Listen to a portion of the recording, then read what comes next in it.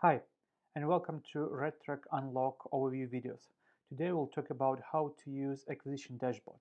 So let's proceed to your RedTrack Unlock account, and here is acquisition. You see it has a beta because this report is work in progress. It is missing some essential features we plan to add across March, April 2023, but even now it provides quite a lot of data that you may find useful. So to start with,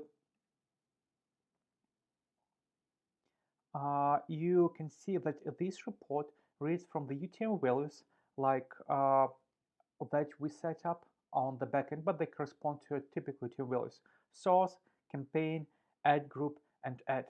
You don't need to worry about this data because all of them are preset up in the ad network templates that we discussed above.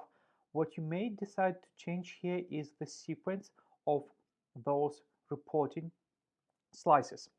If you want to change this, you go to this cog icon, and you can change, for example, after campaign. So after campaign data, you want to have, for example, ad, and then placement data, and then apply.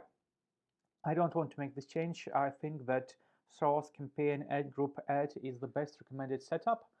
If you want to have other columns here, like you don't want to see view content or add to cart, you can just go into the columns, add or remove the columns you don't want to see, and arrange them to consume the data in the format that works for best. For example, I don't want to see view contents, so just save and apply.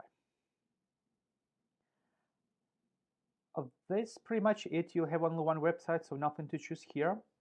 And if you want to do some drill downs, please be aware that this works exactly like your familiar Facebook or TikTok dashboards. So basically pick up a channel like Google, and then you can go to campaign tab, which will have only Google campaigns.